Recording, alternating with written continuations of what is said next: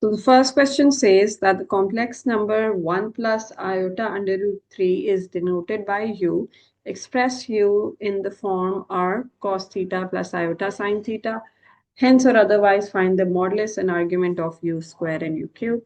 Okay, so the first thing we do is find the modulus and argument of 1 plus under root 3 iota. So let's first sketch it on an Argand diagram. We have 1 here and under root 3 here, and we have to find its modulus and argument, real axis and imaginary axis. Okay, so the modulus is simply this length, which is r equals square root of 1 square plus under root 3 whole square. That's going to be square root of 4, which is going to be equals to 2.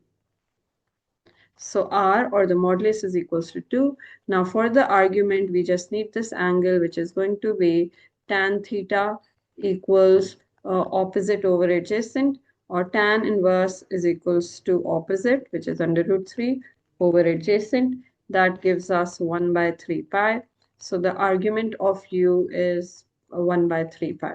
So we have the modulus of u, which is also called r, which is 2, and the argument of u, which is 1 by 3 pi. Okay. It says hence or otherwise find the modulus and argument of u square and u cube. We'll use the hence option, which will use the De Moivre's theorem. So the modulus of u square is going to be the square of this, which is going to be 4. And then the modulus of u cube is going to be the cube of this, which is going to be 8. Okay. Then we need argument of u squared. Argument of u squared is going to be 2 times argument of this, which is 2/3 pi. And argument of u cube is going to be 3 times the argument of this, which is going to be just pi. So these are our answers. Okay. Part 2. Show that u is the root of this equation and state the other root of this equation. All right, so u is a root of this equation. What we'll do is we will substitute u in the given equation and show that we get 0 equals to 0. So for part 2, what can be done is that let's substitute 1 plus under root 3 in place of z and square it, minus 2, 1 plus under root 3, sorry, there's an iota with it, plus 4, and you'll see that you get 0 is equals to 0, which will show that this is a root of the given equation. Okay, so for that, let's apply the identity a square plus 2ab plus b square plus under root 3 iota squared minus 2 under root 3 iota plus 4. This is 1 plus 2 under root 3 iota. Iota square will become negative, so we'll have a minus 3 here, then a minus 2 under root 3 iota plus 4. So this and this gets cancelled, and then 1 minus 3 minus 2 is minus 4 plus 4 is 0. 0 is equals to 0. Hence, u is a root of the given equation. Okay, part 2 is done. Now let's do part 3.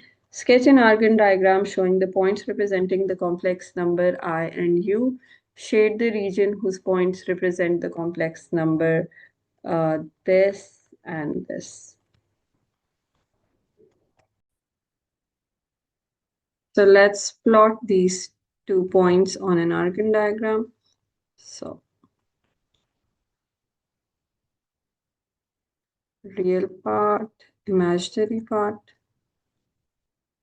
Okay, so the first point is iota, which is 0 plus 1 iota.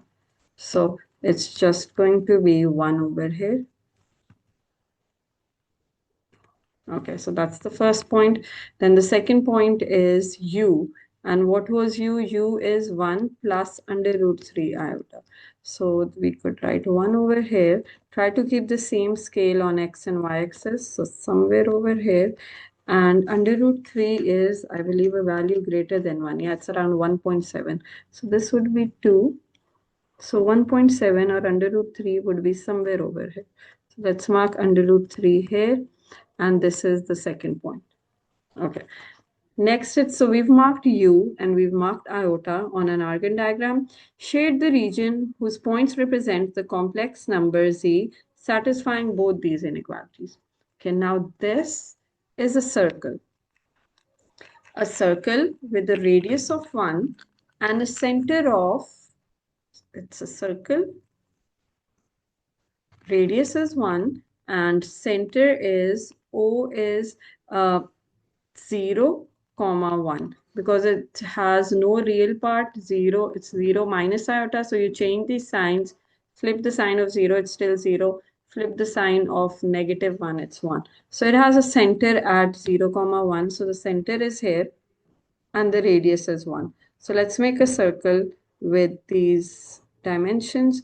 So we'll have a radius of 1, so that means the other point will be here at 1, negative 1, and then it'll go till 2 and it'll go till 0. So we'll make a circle like this.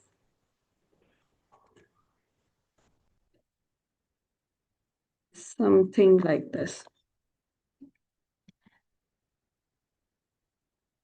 Okay.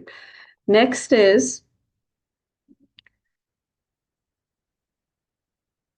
um, it says less than and equals to 1. That means we shade all the region inside the circle and the line is going to be a solid line. The circle line is going to be a solid line because it says less than and equals to.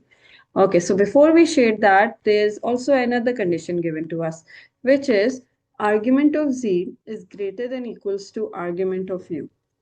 So z is any point on this circle. Okay, but they're saying choose those z's whose argument is going to be bigger than the argument of q. Let me show you the argument of q here. This is, sorry, argument of u. This was u. So this is going to be the argument of u. So if we have to choose only those points whose argument is greater than u, so you have to stay inside the circle, but your angle needs to be bigger than argument of u. So this is the point, this is the region that we'll be shading.